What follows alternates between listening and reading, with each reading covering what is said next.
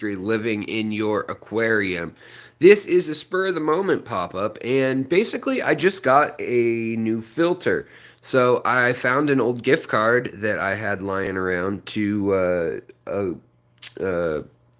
PetSmart. That's the one. And I also, actually, my wife, of all people, said we need to get a new filter for the aquarium, for this aquarium, because she just doesn't like the way the hang off the back is ever since the other one broke. So she allowed me to order the Fluval, which I'm pretty excited about. So I got the Fluval on Amazon, the 207, and then I got these are the ones that I've used so many times I can't even think about the number. And then this is the new one by Top Fin. And so this one looks like a doomsday machine. I mean, it's got all the things you could think of adding to it. So we're just going to take a look at a couple of these, mostly these two, honestly. And I'll probably talk about the Fluval on its own. But I figured since I was going to be checking this out on my own, that I'd bring y'all along if anybody cared to join. So, yeah, how's it going, everybody? John Monroe, Angie McGee, Sketty Nona, what's up? Dave O, what is up? Audra, hello, and I need a dab. Good to see y'all. So let me get this little thing set up on a little flagpole of sorts, and then I will start carving away. Uh, yeah, doesn't it kind of look like a hassle? I found an old gift card, Screaming Fly. I found an old gift card to PetSmart, and this, which is good for 50 to 70 gallon tank, I think is what. Yeah, ideal for 70 gallons is what it says. 300 gallons per hour. But this was on sale for $28.99 at my local PetSmart yesterday. So I used the gift card on that. And then this happens to be a filter I had in the closet, just waiting for the next one to break, basically. I have a whole bunch of filters where I've switched out impellers and, just different pieces and parts. But I figured I'd open, especially this one. I'm kind of curious, and then kind of look at the features and see what's what. So, real quick, as people roll in, and yeah, you have all those, Audra. Right on. As people roll in, I'll open this one just so we have a baseline of like what your standard hang off the back filter looks like. And I'm always curious when some company adds all the bells and whistles to some product, like they add a lot of different things. Some are like a long time in the making, and others are, just frivolous. And I'm always curious when they hit the mark and when they miss the mark and things like that. So usually when you get a hang off the back filter for the last 25 years, 30 years, you get a set of inserts, and you get your main filter media that has your bio beads in a filter media bag, and usually you have to assemble them yourselves, and you get freaking ceramic dust all over your hands, and yeah. And then the next thing you've got is a bag of charcoal usually. And then the next thing you get is a coarse sponge. uh Verily, verily, KC says Tetra, it's dependable. We use their hang off the back. Yeah, no, I mean, I think all of them, for the most part, all the big brands do a pretty good job as far as basics. I have a few preferences. There's a few things I don't like about each one. There's not one that's my favorite necessarily, so it always comes down to what what is on sale, basically. Uh, Lonnie, thank you so much. I appreciate it. I hope you're doing well also. And Jamie Lee, hello, hello, hello, hello, hello. Alex, do you prefer HOB or canister or sponge filter? Honestly, I prefer no filter. So I like sponge or my favorite really is the in the tank corner filters, like a canister with a sponge on it that's in the corner of the tank. Like if I've got a big tank, I like those a lot. That are then air powered. That's what's nice. But yeah, so I'll go over some of why and where and when, all that stuff soon. So basically, every brand you buy has the same idea on these. On the bottom sponge that you're going to put together. Same with the charcoal. This, I always just save. I'm never going to use this in the first days of owning a filter. It's totally frivolous and not needed. This is for taking out fine chemicals, and even so, it only takes them out for like 10 to, or at most 10 days. More like 4 or 5 days realistically in most aquariums. But if you've been treating with antibiotics or, dewormer or something like that, not a bad idea to toss these back on your filter when you're done with that treatment and you're wanting that stuff thoroughly out of your water. But seriously, this stuff, they want you to think that you need to buy this as well as any sort of filter blades or cartridges. They want you to buy that stuff monthly or bi-weekly or whatever it says on the package. And that's a big ripoff, and I'm sure most of you guys know that. But what's nice about hang off the back filters is most of them have by this point realized that we don't want some cartridge.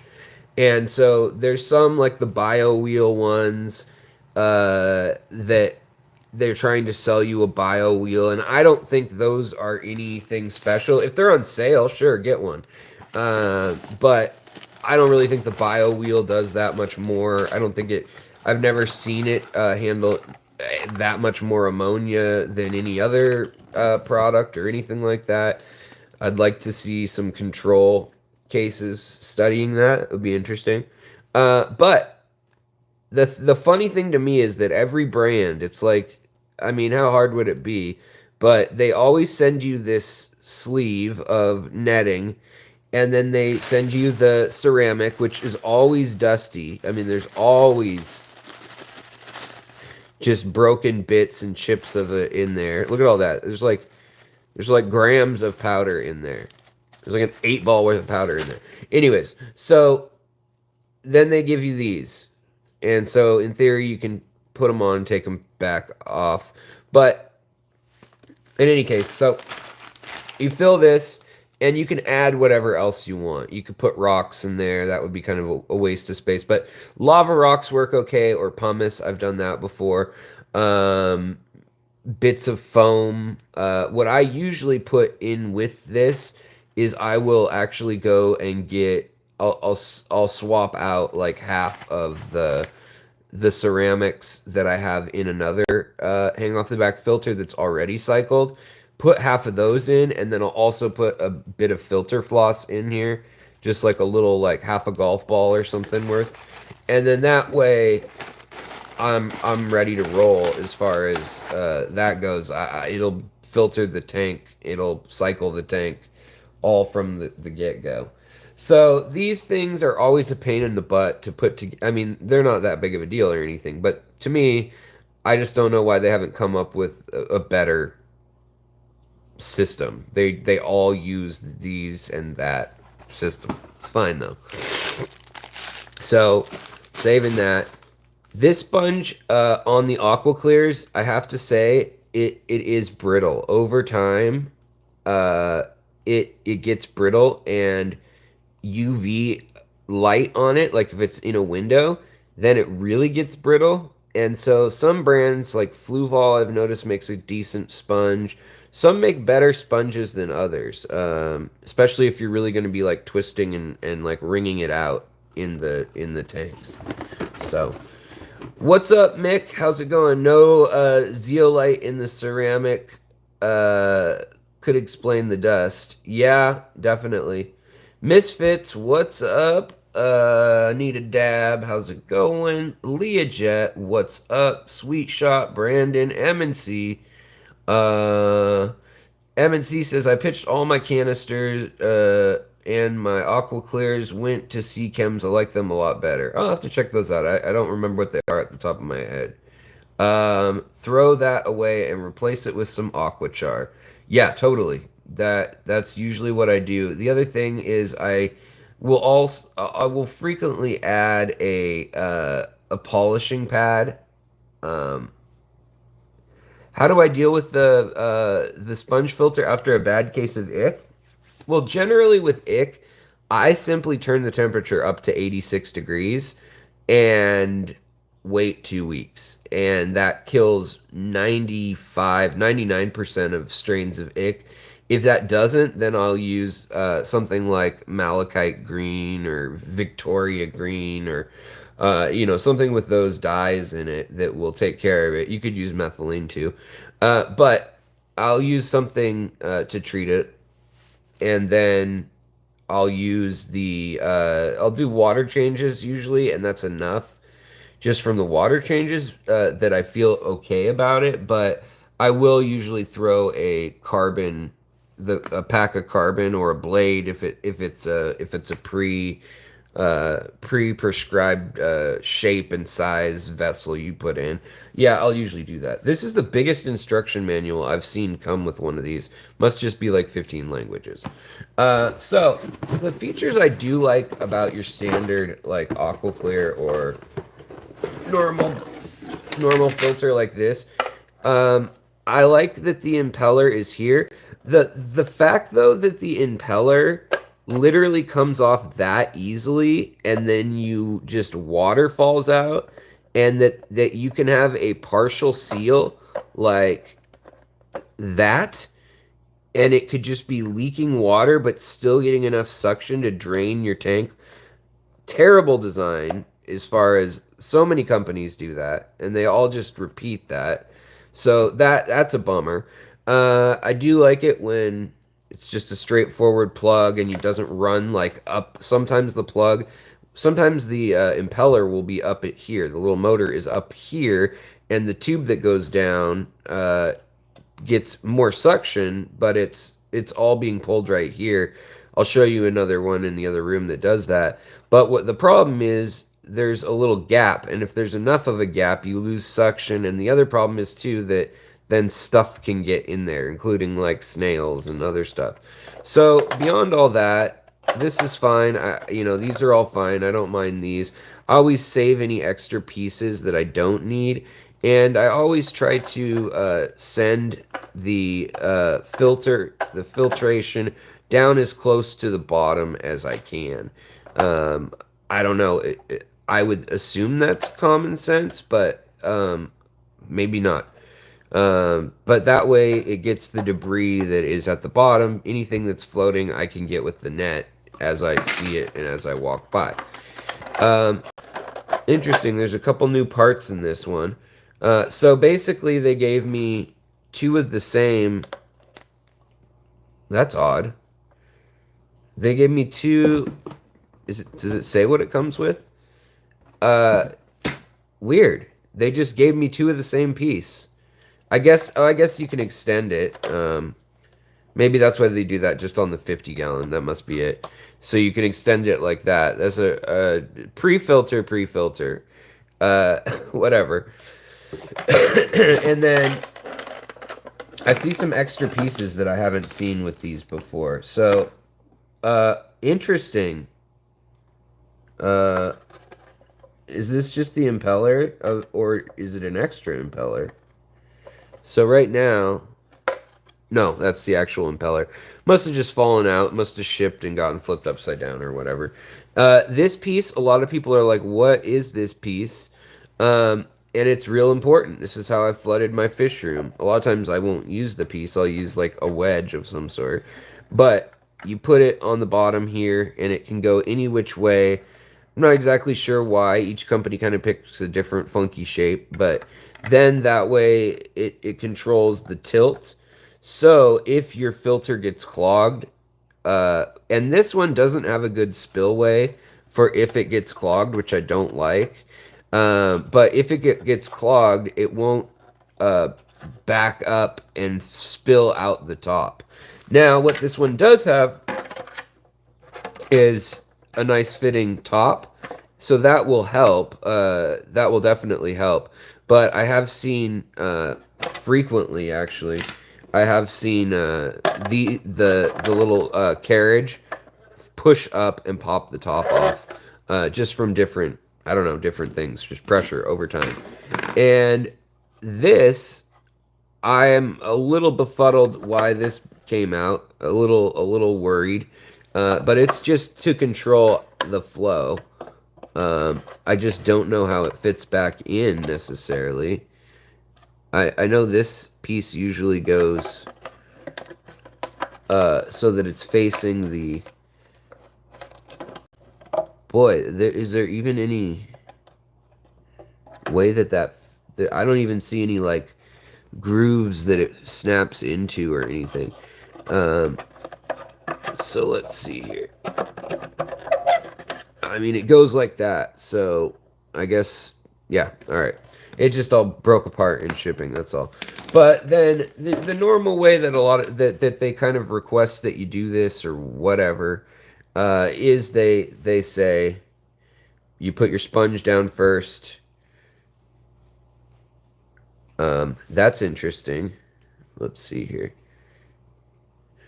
So this bottom piece doesn't fit this sponge. Like, the sponge is longer than the bottom piece, which is interesting just because it leaves you room. It's gonna, no matter what, because of the little plastic wedges here, it's going to leave you like an under area slow filtration.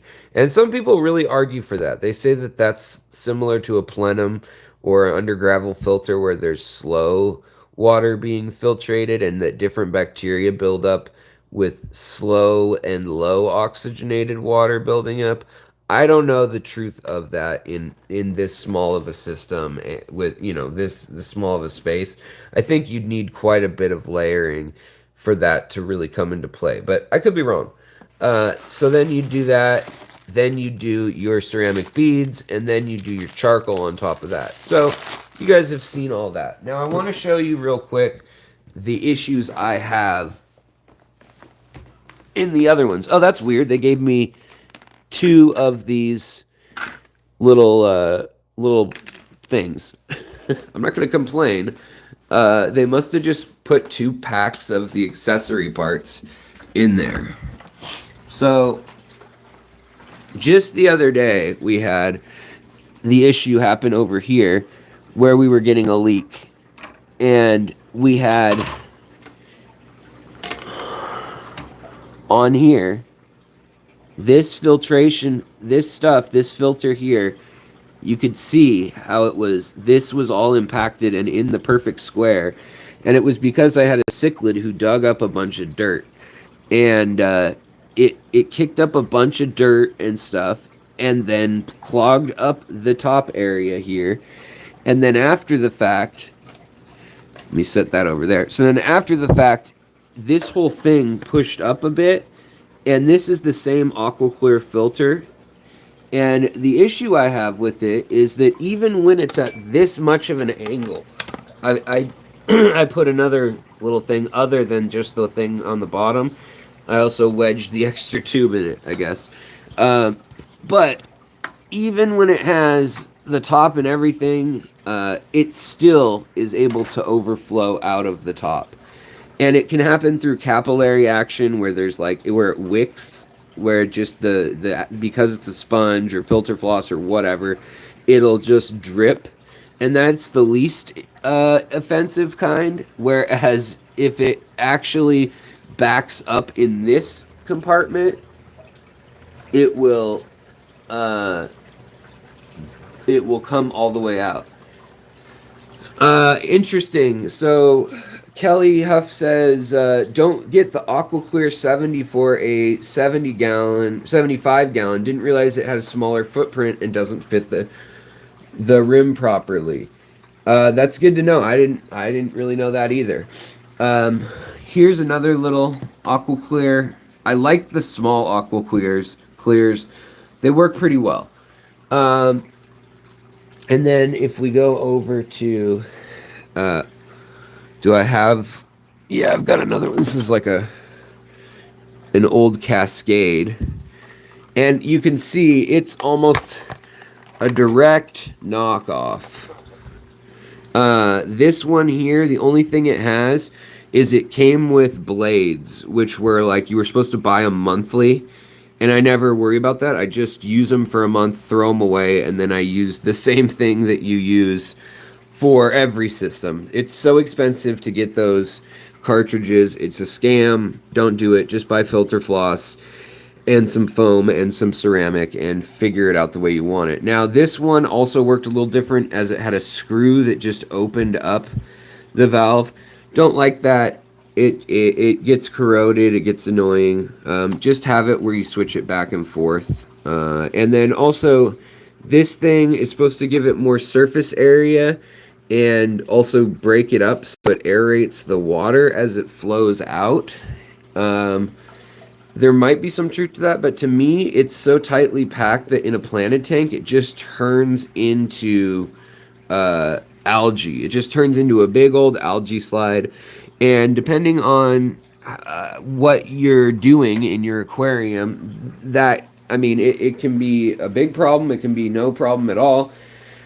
But your planted tank aquariums are usually going to turn into a big algae slide anyways. So when we have, say here, this is another one. This is a Tetra filter. It's going to be dirty.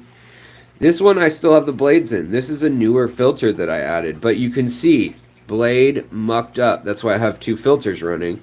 But the blade is completely caked with mud. And mold. And so then what happens, this is how you get an overflow. And that's probably, this is why I'm doing filter maintenance today. But yeah, so I don't like that style in the long run. But if these are on sale for $30, you better bet that's what I'm getting. So the other thing that I don't like and that I can show you over here is, so this one has the worst of all the world. No, I'm just kidding. Has the best of both worlds to some people. But we've got the filter blade that I pulled out ahead of time just so you can see. There's another area that just gives it like a plenum. It just adds some space. Kind of the same as under the sponge in the other setup. And then this one, you have a tab here that gets corroded pretty easily. I don't necessarily love that. What I really don't like, though, is that the impeller is right here. So the impeller, like without fail, these things I've had break apart, and you get a gap right there. It's designed to split apart for cleaning and whatnot, but it always just hangs low. I've had every single one of those that I've ever owned break right there. And then you need to have it underwater in order to have it sinking. Then you can see their little model of a wedge is that little thing. Little, I don't know what shape that is, circular pizza slice. But the sales point or talking point behind having the impeller right there is that the impeller will then have more suction. But to me, if it has to suck too hard, it's going to put crap in your filter you don't want. Like, if it has to work really hard in suction, then it's not going to be fun.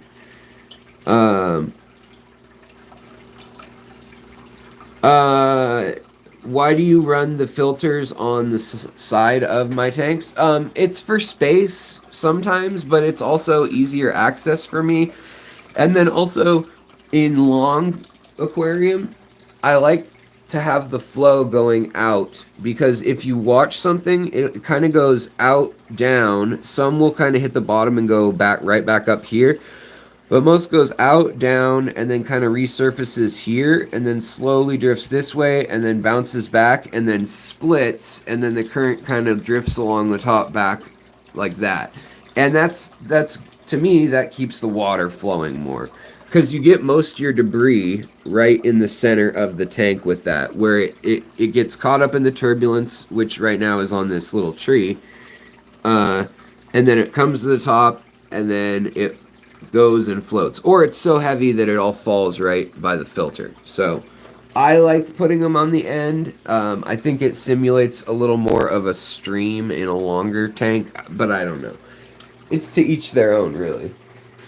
And then this is a filter that I literally set up, and I cleaned this filter less than a week ago. And you can see the flows already being stymied by mulm and algae. This is another of the same exact style filter. I mean, you can see that AquaClear, Fluval, they all just copy each other on the basic design. I put a pre-filter sponge on this one, which I think is a great thing, not only for stopping debris, but also for more biofiltration. It's just like a no-brainer to me to put that on there, so I do. Plus, it stops, shrimp and other stuff from getting up in there as much. And then, yeah, so I don't worry about algae or anything like that. I just worry about flow, really. Enough that there's flow coming and that it's working in that chamber. So, yeah. Then, by the way, I decided I'm not going with Borneo/Indonesia. I'm going with Lake Inle, Myanmar. That's always my favorite ecosystem biotope. And so I moved the CPDs, which are just south of Lake Inle and in the streams around Lake Inle to the south. So I moved my school of 20 CPDs in here. And then I moved the 5 Chopra Danios or Glow Light Danios that I have from Redfish Bluefish. And I'm going to try to pick up another 6 or 7.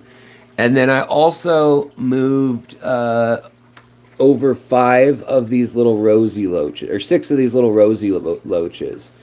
And these little rosy loaches are really great. They stay about that size, and they're just super cute, and I love them. And then there's also some Lake Inle red-tail loaches in here that are real shy. They come out at night. They're more active when they're babies, oddly enough. I'm trying to see if we can find one. They're more active when they're young. They're less shy, but then they get all sorts of skittish. But they kind of look like a little Siamese algae eater, essentially, with a red tail. And the red tail's kind of just during certain moods. Oh, and then the female loaches look like that. If you can see, a little spotted girl.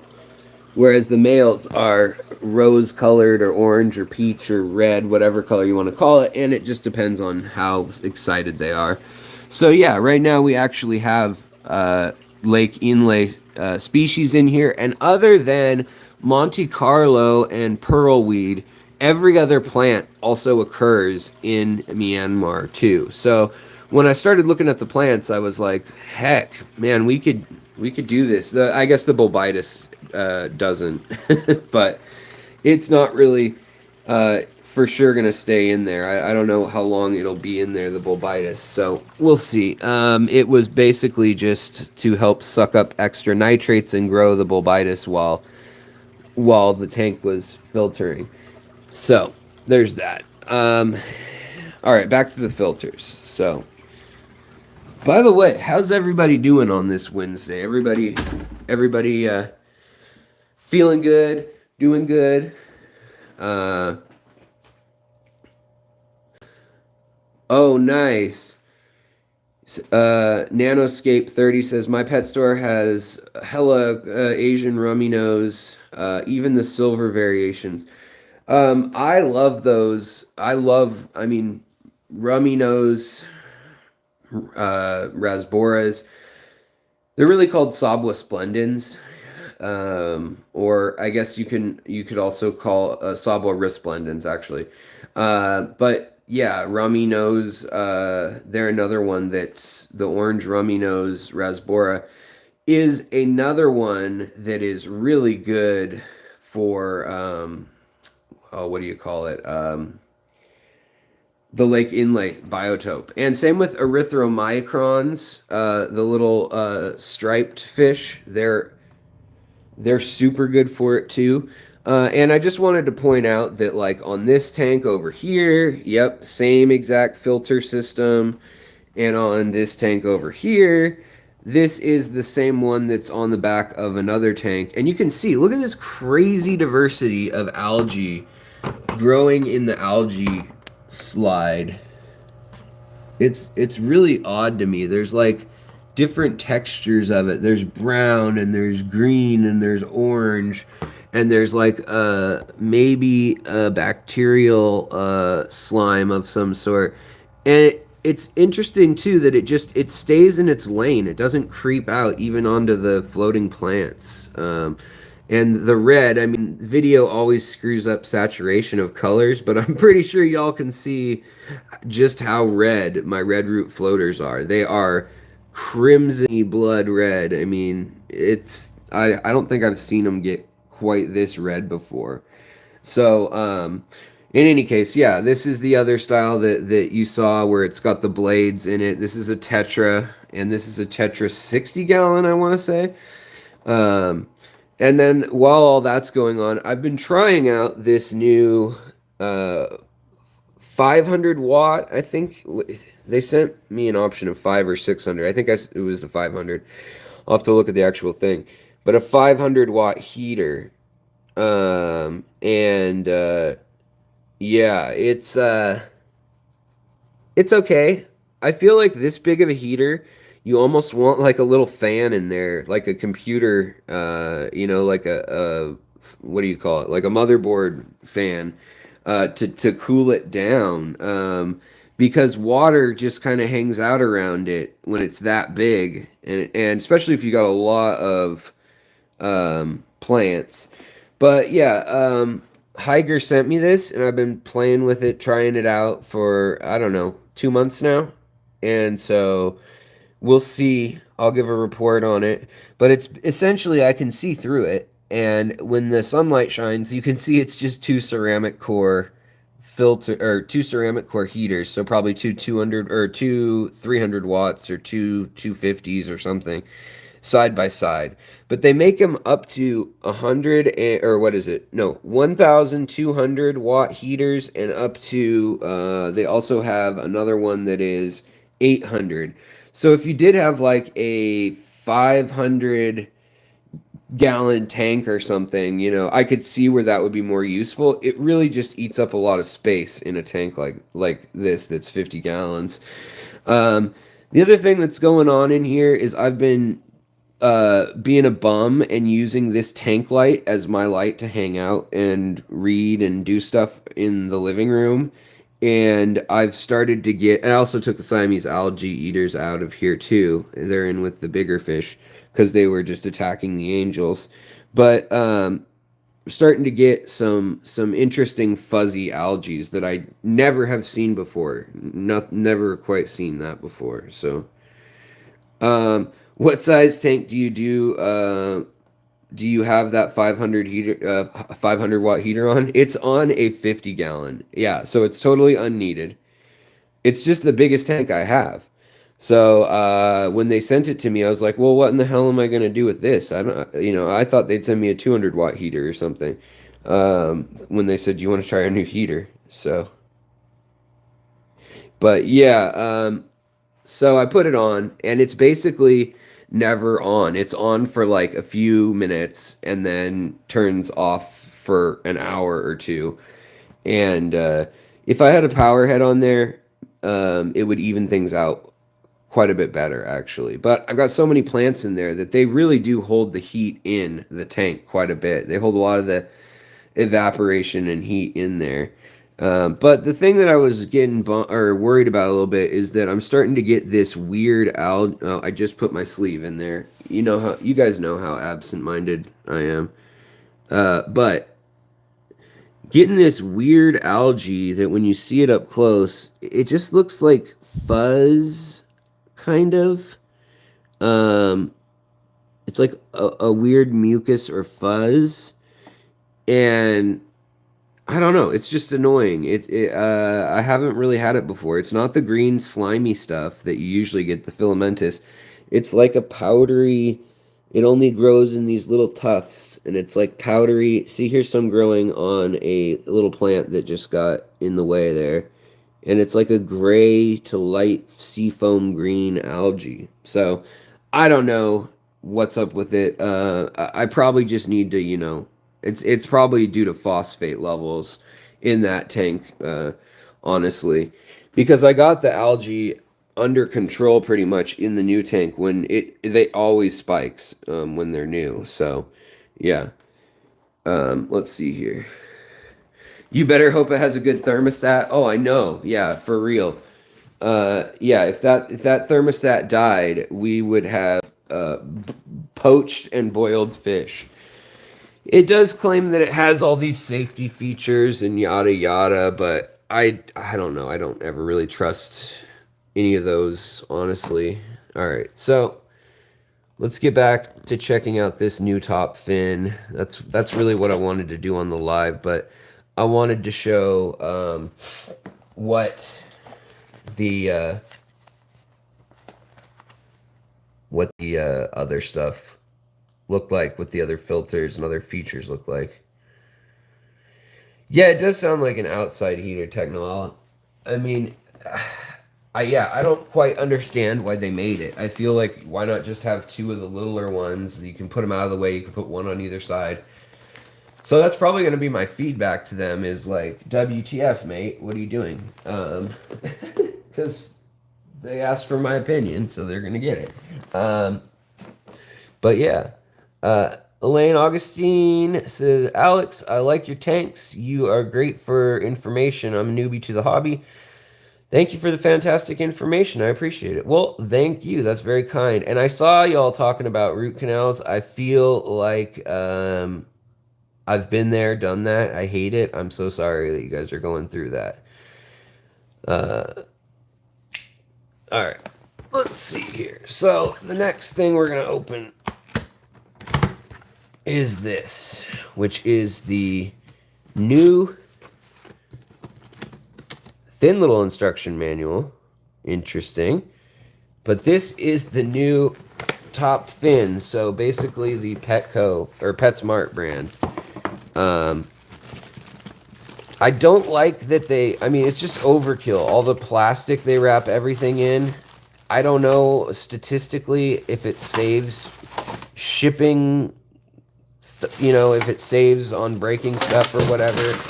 But I'm going to break it anyways. So, whatever. But, so this is a $30 filter. I'm curious to see what you get. Wow, that's actually a really hefty bag of bio beads. That's a lot. It's like a softball and a half. I don't know. And then they have kind of the same thing. I've never looked in one of these before, so we'll see. US Scaper. This filter is the best HOB. Interesting.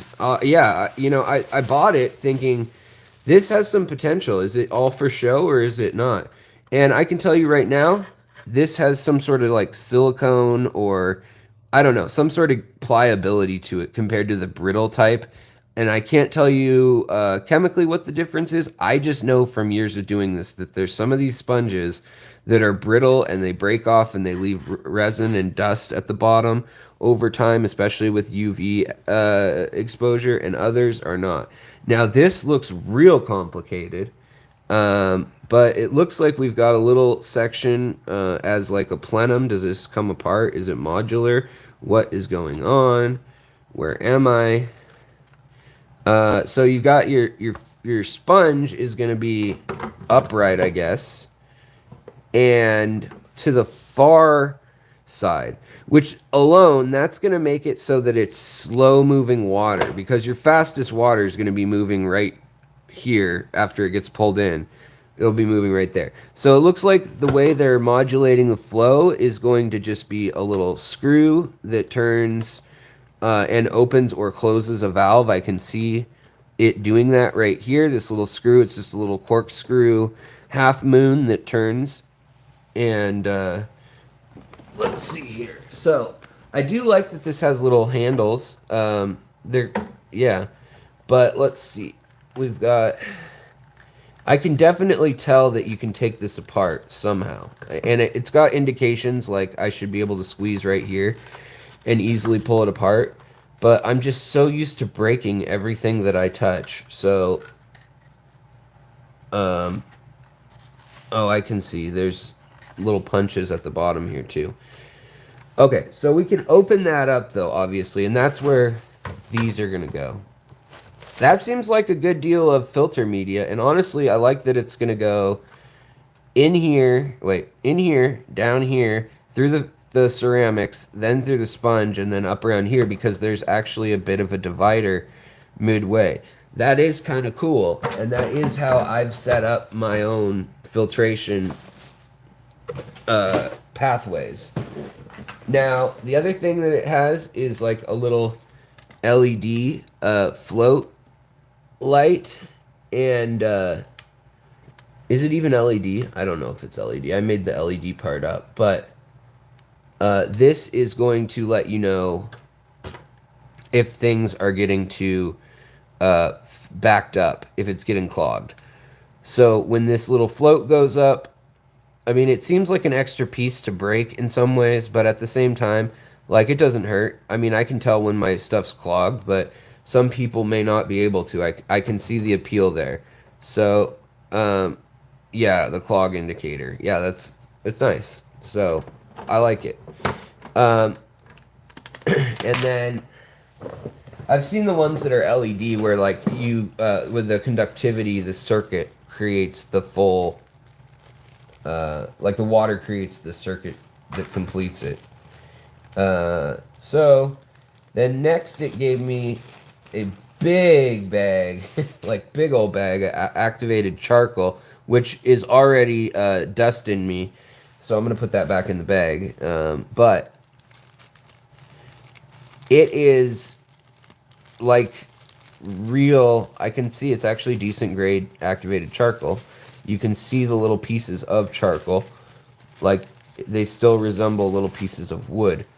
So I kind of like that. But I would not use this charcoal when I start the aquarium whatsoever.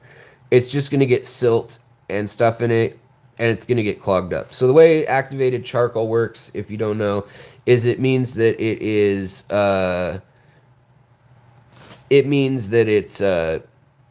basically wood cooked without air.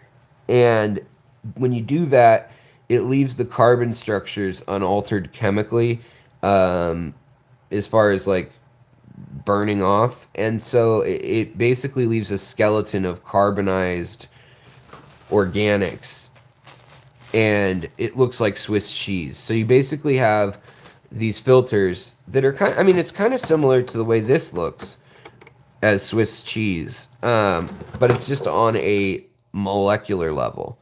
And so that's why they use this for like alcohol poisoning or taking junk out of tanks that's toxic, that kind of thing. You know, styling and stuff on this, I don't hate it. I don't love it. You know, it looks fine. So that's good. This tube, does it come out? Let's see. Yes. I mean, if this didn't come out, that'd be super annoying. And doesn't look like it. Okay, so it doesn't open. It's fused, but there's plenty of room to get in there and clean that. So that's nice. And then, like I said, you control the flow right here, which controls a little knob that has a flat plate. So yeah, that's true. It won't rattle. That is a good point. And then the impeller is like every other impeller, and maybe some engineer can tell me why this is, but why would you make an impeller that can fit underneath the bottom? Like, that's a hole that is leaking out of your aquarium, and I know you need that. You need it to come in contact with the water to have suction, but You know, this one actually does have a little bit of a plastic gasket, which is nice. And it's got a little staging platform to slow things down, but it still does have the potential threat if somehow it got knocked unevenly, that you could have a leak and it could drain your aquarium dry. Now, like I said, that's not very common, and I don't worry about it. In fact, this one actually has, let's see, what's going on there? Where did I get that? There was like a piece of rubber sticking up for a second there.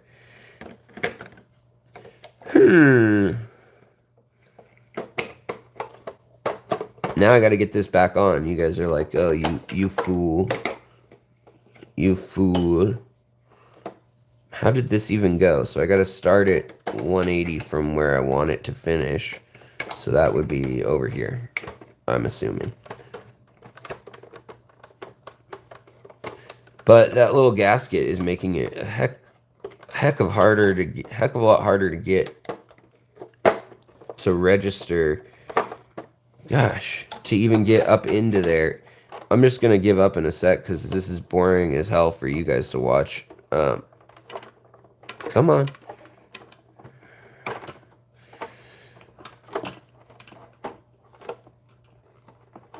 Inside filtration is better. What does that mean exactly? I'm curious. I'm a dummy. Pretend that I was just born and I don't understand what you speak of.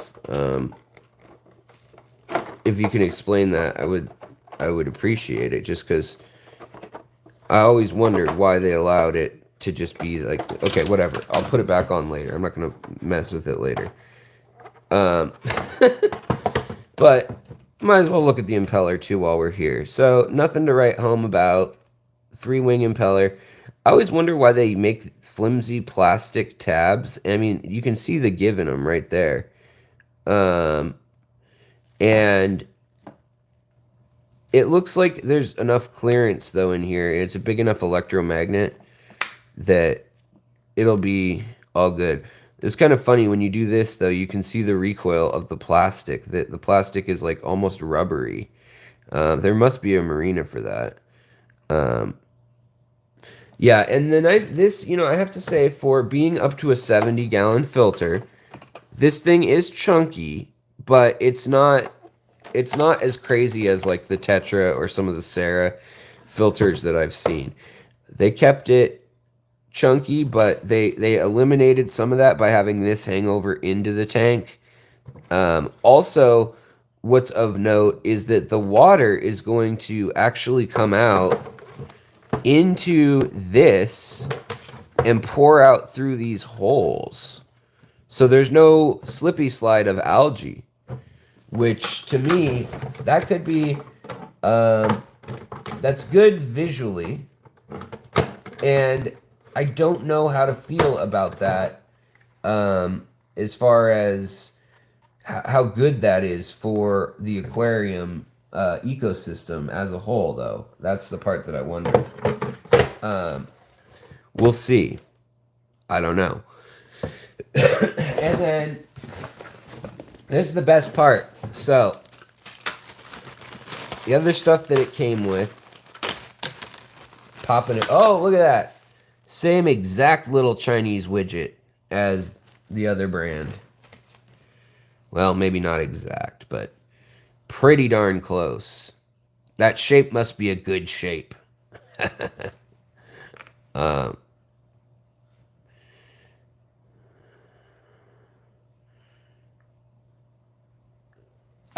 Let's see here. So this, I don't know why no one has done this. Aquatic Arts, or I mean, Aquarium Co-op, when Corey started selling these, that was brilliant. I used to use kitchen, yeah, it's an aquarium, yeah, exactly. If you missed it at the beginning of the stream, this is just a way to put different levels of tilt on it in case it were to clog, or to level it if your rim's not level. There's several reasons for it, but it goes on the very bottom and then it pushes against the glass. Here, This is a pre-filter, and this is a freaking massive pre-filter. I mean, holy moly, look at this thing. And it's got hollow in the center there. Coarse filter sponge, probably about the right size. I mean, it's kind of like the Aquarium Co-op medium sponge filters texture. I would like to see it, I suppose, a little coarser. Um, but I mean, hell, for 30 bucks, I'm not complaining at all. Um, so then this can lock in. Let's see, how does this go? Oh wait, no, this is the crazy part.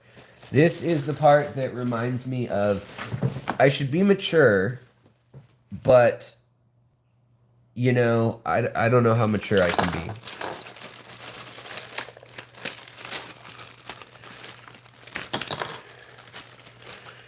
Yeah, the finer sponges do clog a lot more. It depends on what your goal is. If you're keeping like cichlids or a big community tank and planted tank, definitely the coarser sponges are better. If you're keeping nano fish, then it's fine, uh, in my opinion, to have the finer sponges. But there's that. Hey, Dr. Anthony, Dr. Amazon. I decided that's gonna be the new name. All right, so yeah, Fishbrella, it's right. They haven't redesigned this whole process in forever.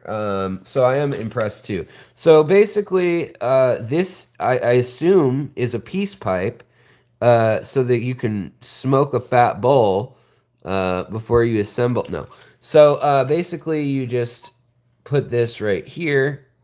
This they even have like a little area for it to lock, so it's real idiot proof. I would well, they'll always build the smarter idiot. I'm proof.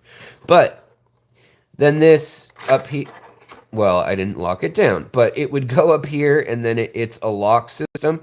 And it even says water level minimum right here. That's what they call you in Cambodia, right on. So let's pull this out again. This whole thing. So we've got this little staging plate that protects the impeller, and it acts as a bit of a screen for the impeller in case something real big comes through. I don't love this system of the way these just kind of ratchet in with tension. Over time, plastic gets brittle or it gets warped. I just think that there could be a better system, whether it's a screw once and then, you know, slide in or whatever. But we'll deal with it. And I like, though, that on a big aquarium, some large filters, like for a 70-gallon, like this one, some of them have stems for the intake filter that are like, you know, this long, and you don't have a choice. It has to be that long. And this is nice that you can bring it all the way to here. Considering the rim is here, that means you can have it filtering right at the surface, which is nice. I do like that. So then they give you different options too, I saw in that same pack. So remember how this whole hang off the back filter, it doesn't have a spillway. It doesn't have the slimy algae spillway that you know, honestly, I like that spillway in some tanks. In some tanks I'll fill it with water right up to the spillway, and things like rufagaras, pandagaras, Siamese algae eaters, shrimp, snails, neurite snails and stuff, they love it. So I don't hate that, and I know that some people may find it unsightly, seeing all the mulm and algae. I don't. I mean, I think it's a sign of a good tank. I know when, like, if there's cyanobacteria, it alerts me to it. So I do kind of like being able to see in and know what's going on at a glance in the aquarium. But seems pretty decent. So this here, look at this little piece. That's a very thin blade of water. If you look at how much water will be pumping through this, and if we were to pop, well, so I can already see this is going to piss me off, but you set these in, and they just fit in with tension, and you can either pick the Swiss cheese, so like the several spouts waterfall, or you can have the blade, which I'm assuming is quieter. Um, and you can set those in there. Now, it is nice that there's not any extra work, the fact that you just set them in, but the fact that they can fall through that easily into the aquarium, I guarantee you my shirt is going to get wet one of these days from that nonsense. So, there's that. But I'm going to try it out with the blade. The blade seems like it would get clogged easily with algae. So I'm curious, with this whole flow contraption not being a spillway, I am really curious on how that's going to, over time, if that's going to back up at all. But I like the fact that Top Fin stopped trying to sell you cartridges. There's not a bunch of BS that they're trying to sell you that you need to buy every month or anything like that. The carbon is still a little bit silly. You can just buy a filter media, and I'm looking here, you could easily put more filter media right in here. Filter floss, filter media, the last round as it's flowing out through here. So really you'd want to put your polishing filter probably against this grate right here. That's my guess. Because you're going to have it go in here. Your filter media, as we discussed, is down in here. And then up here, you can have filter floss or whatever. Or another bag of stuff. So then there's another feature on this that is new and interesting compared to what I usually see. Now the cord looks, let's see how long it is. I'm always curious about this. Everybody knows that every fish room is always filled to the gills with outlets that are in use. So I like a big long cord if I can get it. And I can tell by my arm length, this one is 6.5 feet. I would guess. I mean, it's got, or maybe 7 feet. It's just over my arm length, and I'm 6 foot tall. So, yeah, so my arm span's about my height. But this, I love. This is a game changer. The no spillway, don't know how to feel about it yet, but maybe I will later. And this little indicator, it's been done before. It's a feature that I think they kind of just took the best of a lot of things and figured some people would find that useful. You know, some people will need to see that little red thing. Plus, it's like an automation. But the other thing that this system has that's new and improved, supposedly, we'll see, is this, which is, it's not the nuclear waste hazard symbol. But it is, I'm just playing with parts. I always like to see how stuff fits together. So I can like steampunk create some new monster creation. So the reason the minimum water level's marked down here is because this is actually going to be, let's see, does this drop in like this too? I'm curious if that locks it into place. Oh, it's just so you can adjust the height of it. Okay. But this is supposed to be a protein skimmer. So on top of it having the fixture at the bottom for the sponge, which is a pre-filter, which has been years in the making, so easy, so cheap to include, and finally a manufacturer did it. Well, then now we've got this little protein skimmer. I am curious how this works, if it works, if duckweed just gets sucked in, and then, so basically, proteins, it does have a lot of pieces and parts. That does worry me a little bit about it, but at the same time, 30 bucks on sale. I think it's normally 50 or 60 bucks, but I'm curious as to how well this, what duckweed would do to this. The surface skimmer and protein skimmer aspect of it is fine, but duckweed's gonna definitely get sucked in, I would assume, unless these little slots are enough. Yeah, I agree, Craig. More parts equals more chances of breaking. I do agree. I do agree that that's true. I also agree that this is kind of like out on a limb on its own and movable, whereas they could have attached it to maybe this or something. and then it like just like fused it like that even, and then it wouldn't be so breakable. Um, oh, you have the it gets sucked in, says Rojo. Thank you. I appreciate that info. Um, Rojo Aqualuna says, get sucked in. I have the 30-gallon version on our 10 tall. Okay, so where does this go when it gets sucked in? Does it just all build up in the, I guess it would probably just get caught in here. So is this the world's first duckweed remover? Or does it end up clogging? Well, no, that's all sponge that it goes straight through to. But if this got blocked up with duckweed and mulm, that's where you get the clog. But the nice thing about it, this little notch, they thought about it, the spillway will lead back into where your water's coming out. So you shouldn't really have much of a chance if your thing is level. You shouldn't have much of a chance of this whole thing getting clogged and overflowing, which is it's a nice feeling. At this point, though, I feel like this thing has everything but a back scratcher on it, and I want to know. I mean, you could have just built a heater into this thing and called it a day. This thing is, I mean, this is for the 70 gallon, so granted, I understand it's bigger, but yeah. So there is the system. I'll get the impeller back on. This is sketchy as all get out. It's like brick of dust.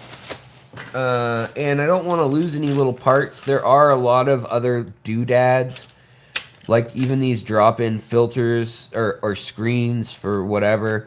It would have been nice if they created a place to stack them and attach them on this, like a little, like a modular, like a Picatinny rail, just, Picatinny rail right there, like in the service, or a molly bag system, whatever, something. Because there are a lot of little parts. And the other thing is, if you need to get at the impeller, again, I was having issues even getting this impeller lined up. Come on. Nope.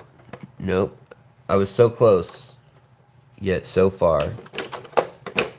And in the end, it doesn't even matter. So, as I'm turning this, I'm also seeing that there would be an issue of when you're trying to service any of this stuff, you would definitely come into some issues with this all being in the way of each other. So you're definitely going to have to pull everything apart to get at things. Man, why can't I get this thing back in? This is going to drive me insane. So, do you guys have any thoughts or questions about this thing? Other than, I mean, especially if you've used it, then that's even better. But I don't think I'll ever get it back in. I think I broke my new toy already. So,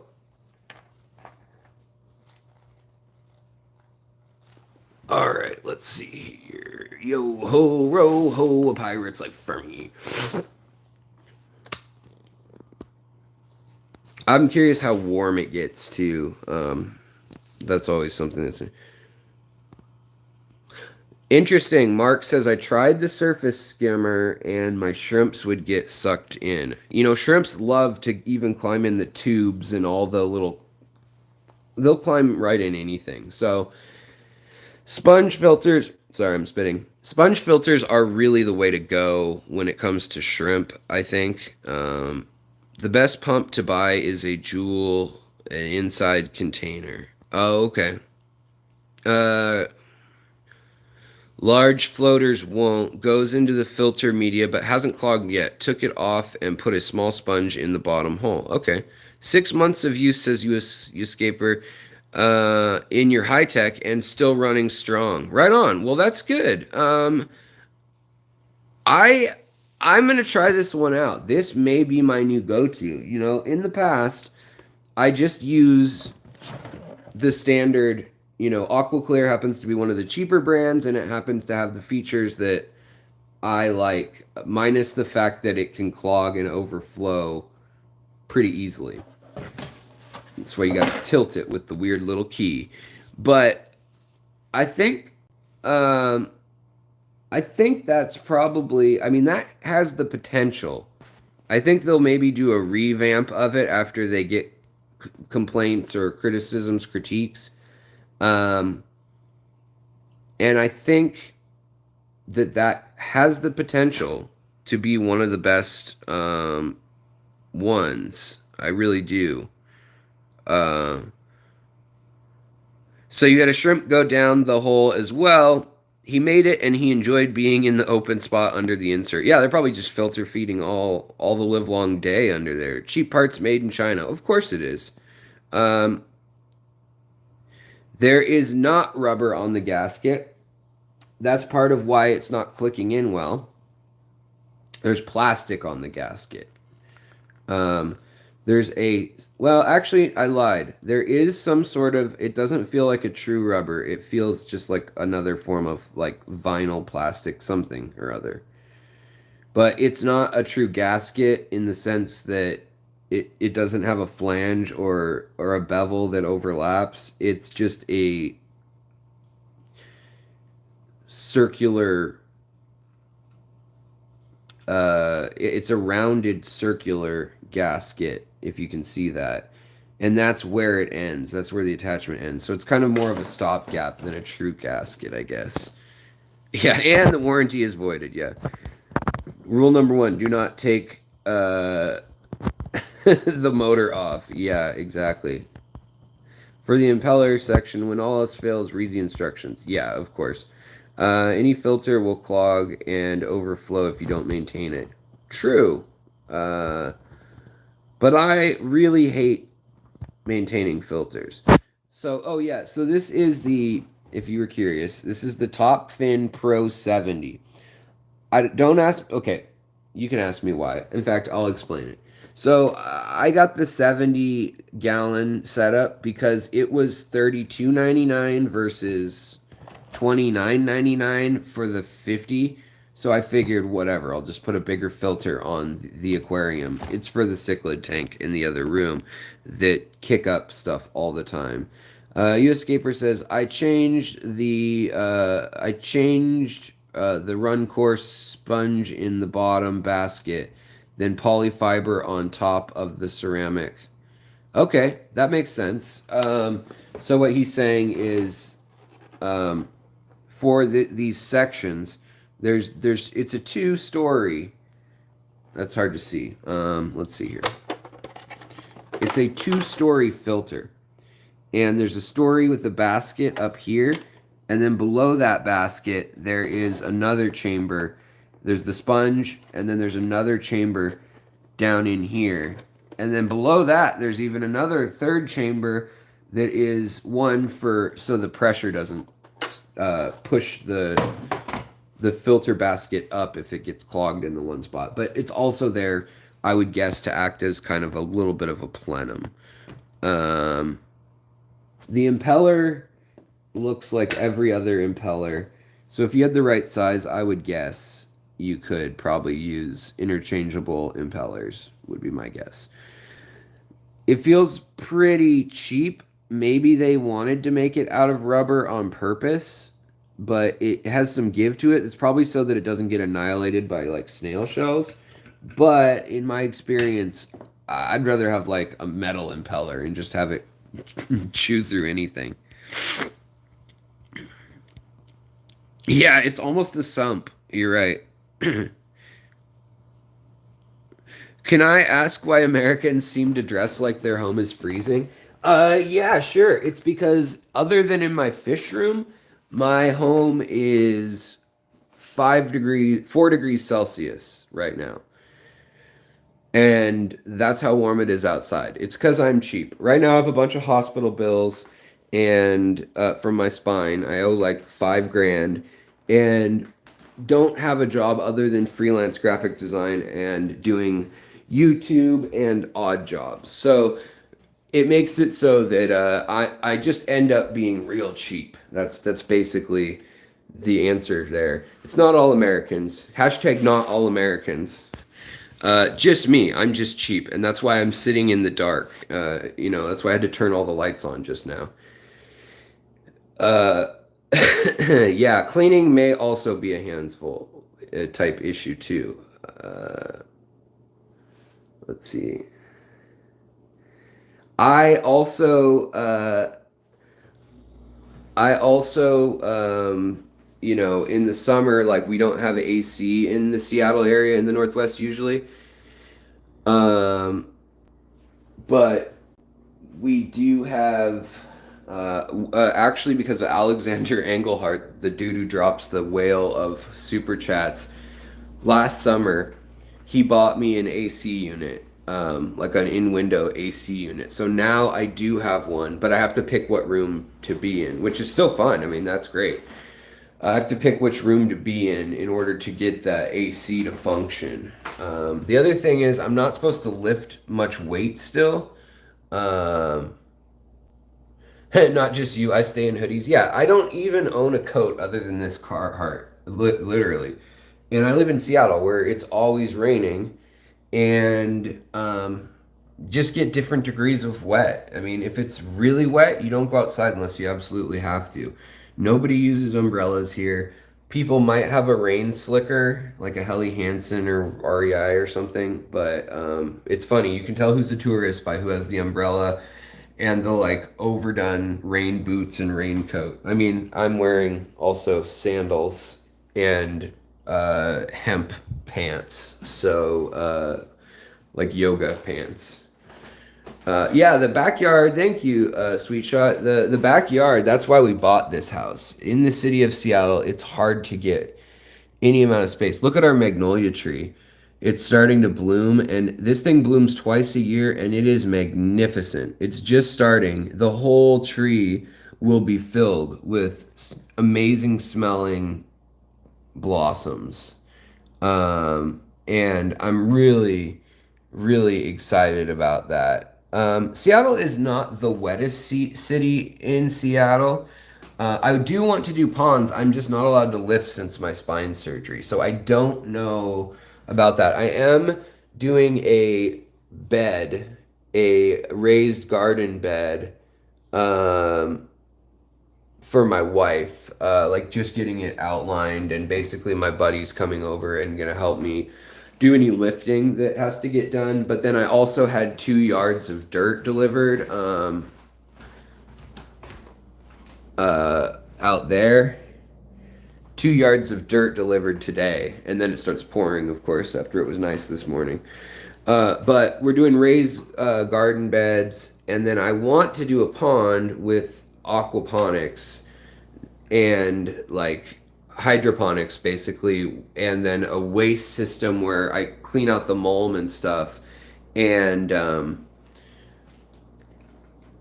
then I could put that back into the garden if that makes sense. A month ahead of us, Alex. At least still snowing in New Hampshire. In Seattle, it'll snow as late as mid-May.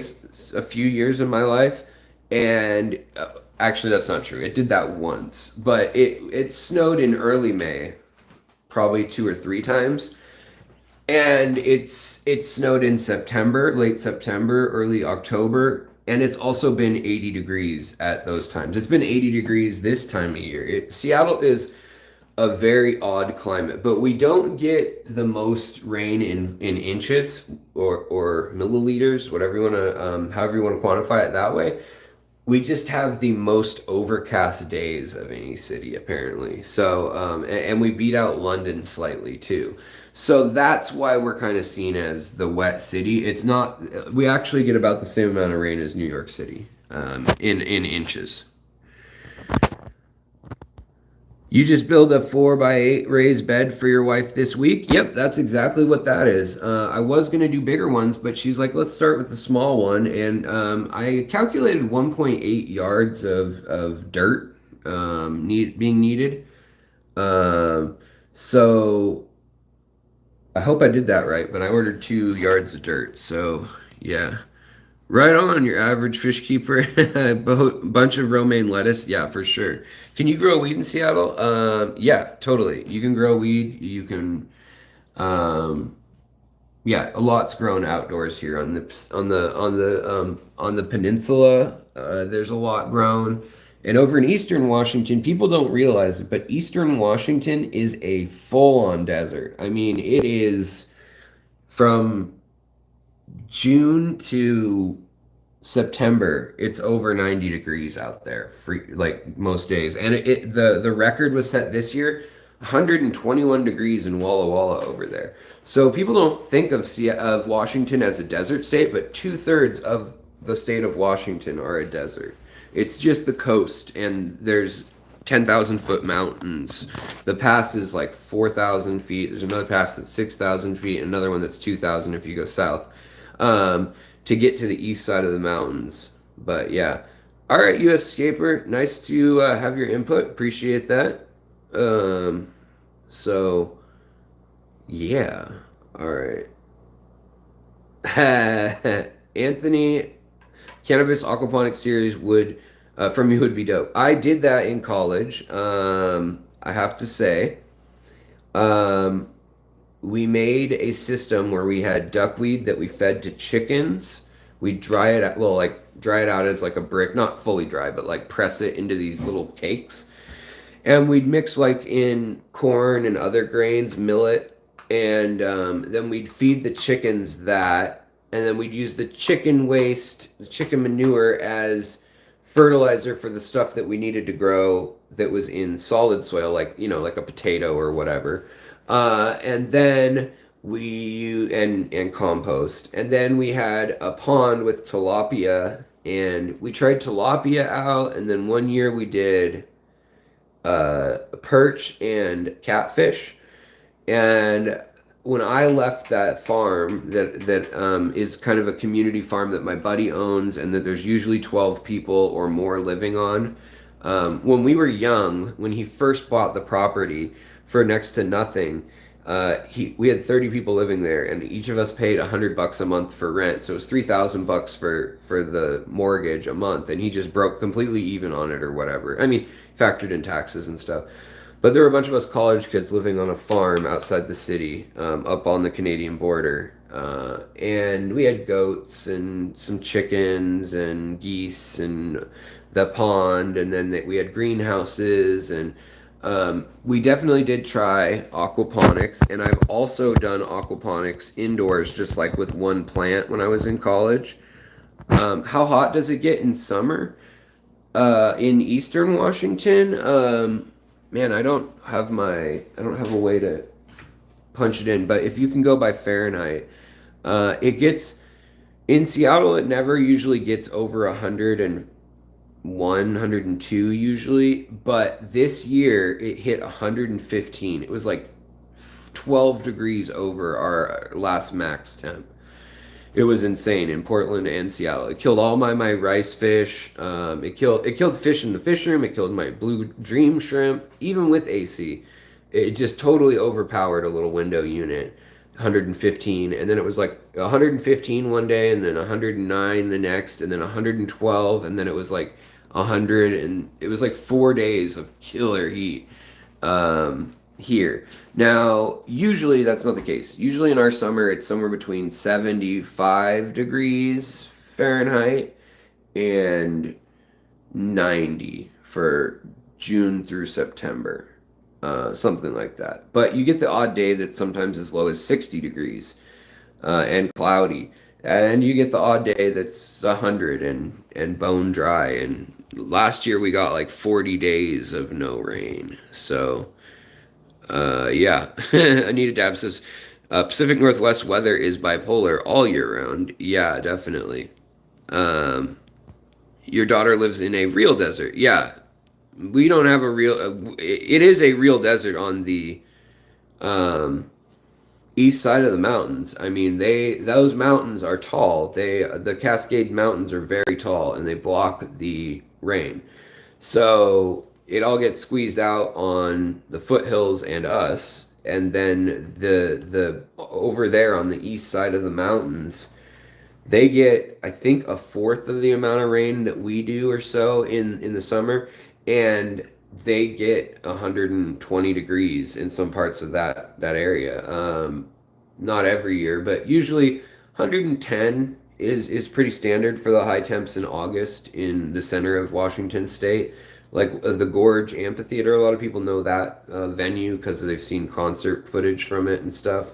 That place can get really hot, and there's a big area in Washington called the Scablands where the Missoula flood broke free, and there's just no bedrock, no soil, no glacial till or little rocks. It's all just igneous lava rock for like 100 miles and 30 miles in either direction. At one point, it's pretty gnarly. You can see it on satellite. It's from the Missoula Dam flood that happened at the end of the Ice Age.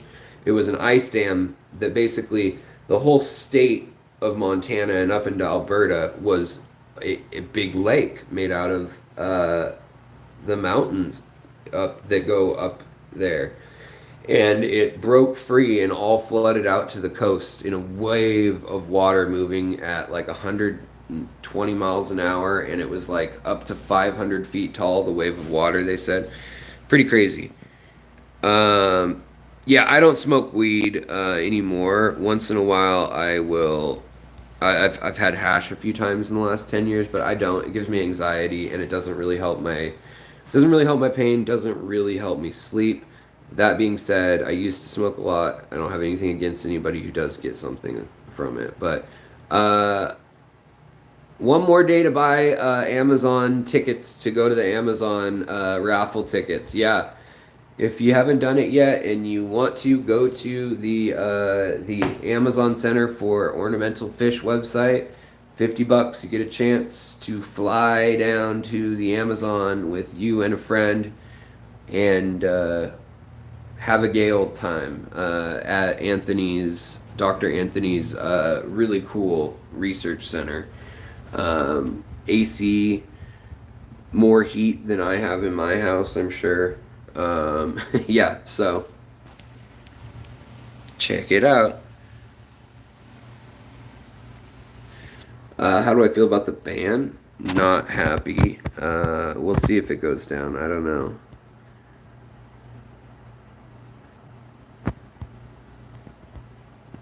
Knowing you get malaria. Well, you could get shots for that. So, Anthony, I grew up in Seattle. I smoked weed for years. I grew weed for years. It was how I paid for college in a theoretical novel that I wrote.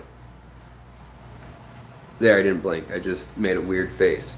So I definitely know about all the types of weed, all the strains and stuff. I just don't like it as I get older. It just makes me, gives me dry mouth, makes me anxious, makes me feel my heartbeat, and it makes me notice when I have arrhythmia where it skips a beat. Just the little PVCs. I know they're not harmful. Just don't like the way it makes me feel though.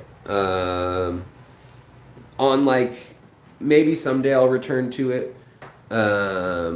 But I have to have it every single day or it starts giving me anxiety. If I don't have it every day, all day, it gives me anxiety. If I keep up with just always being stoned, it's great. But then I just lose motivation, energy, all that stuff. So I don't, I'm just not into it anymore. I haven't smoked for probably 12 years, really. But I smoked for probably 10 or 11 years every single day, up to a quarter a day. I mean, it's not really a surprise to most people, I don't think.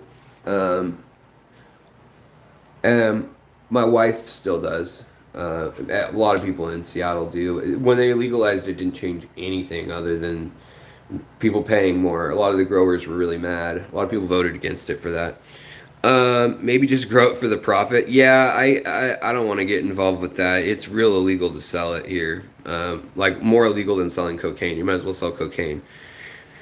Um, yep, yeah, Nanoscape, you get it too. Yeah, exactly. Um, you were just told your girlfriend if you're doing it, you got to do it all the time. Otherwise, you get anxiety. Yeah, me too. It's got to like be every day, or I don't know. It just bugs me. I don't feel comfortable or right. It doesn't relax me. But you know, I don't drink either. So my wife will drink a little bit, but since we got married, she really cut down on drinking too. When we were dating, she used to go out probably 3 nights a week with friends when she was in her early 30s, still early late 20s, early 30s. But yeah, I quit that on my 21st birthday is when I quit drinking. And I'd already been drinking for about 9 years at that point. I had been drinking since I was 12 or 13, and I had been drinking daily for 7 or 8 of those years. And I probably drank, unfortunately, a fifth every single day, and then whatever socially was being offered at house parties or bar or whatever. I had a fake ID at 18.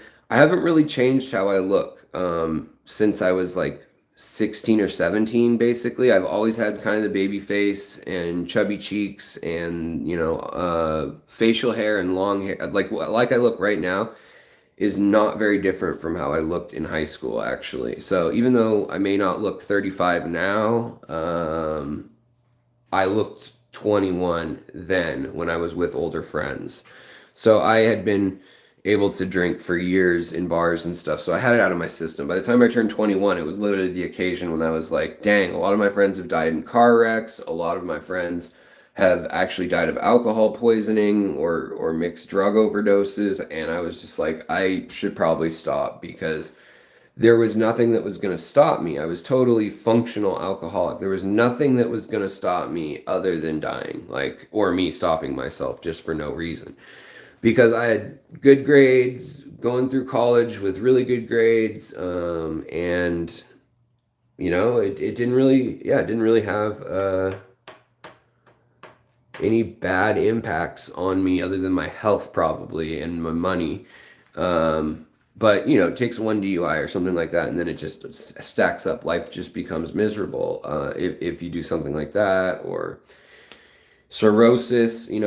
We had a friend in our art gallery where I show my art, and he was 24 years old and dying of cirrhosis. They told him to quit drinking, and he kept drinking. He'd been drinking since he was 14, drinking a half gallon a day of vodka, and he died like 4 or 5 years ago. It's really crazy. So, yeah, yeah, you can die of cold turkey, exactly. But if anybody ever needs to talk, I am here if you want to talk. But at the same token, those of you who drink and smoke, I don't care. Do whatever you want. You know, if it's not impacting your life negatively, or if the negative impacts are not outweighed by the positive ones, then whatever.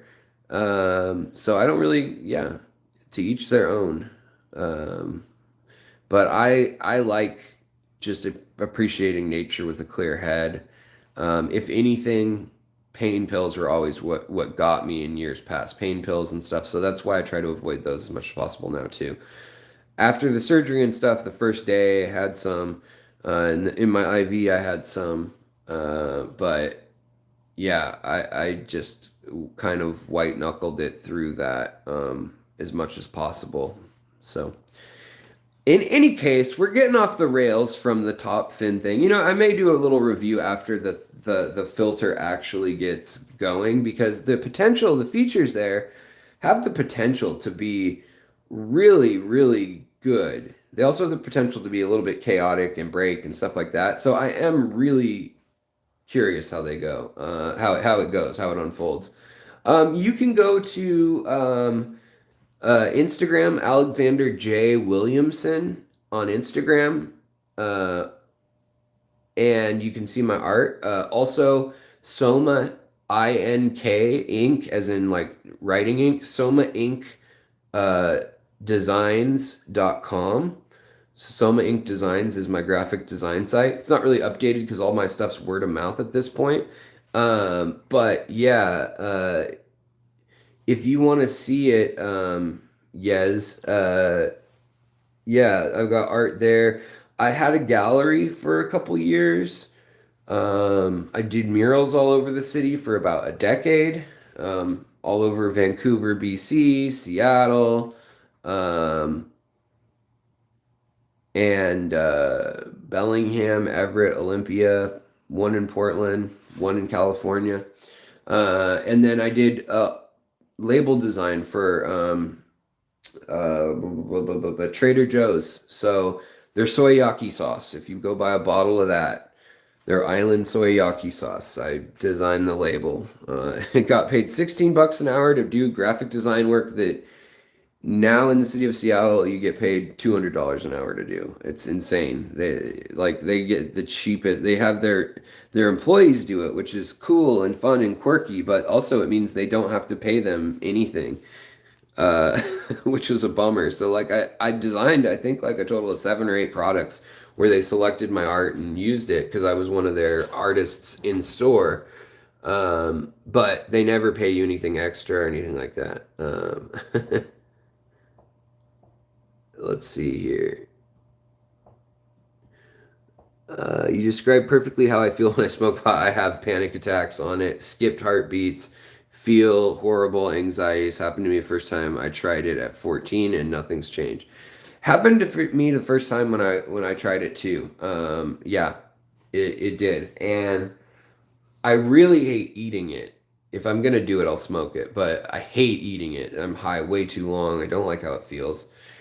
And it's been legal in my state for, I mean, Colorado and us legalized it the same year, and they implemented theirs 6 months ahead of ours. But I mean, as long as it's been legal, it's been in my state.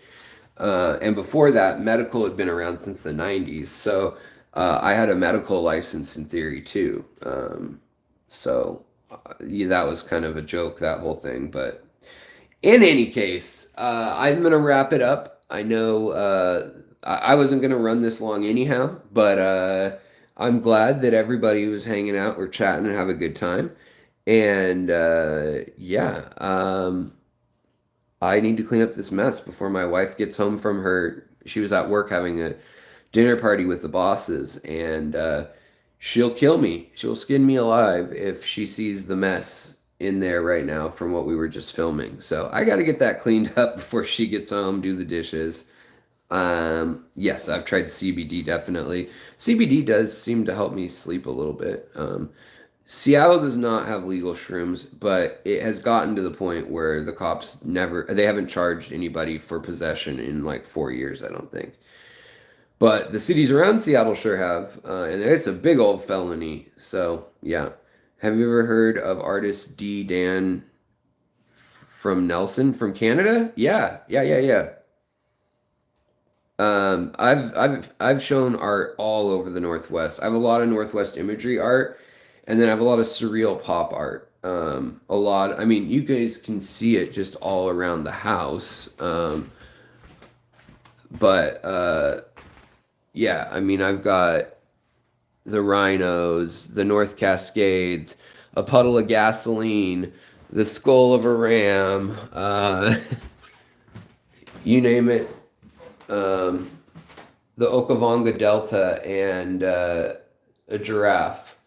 So yeah, I mean, I do a lot of Northwest imagery, a lot of animals and organic imagery.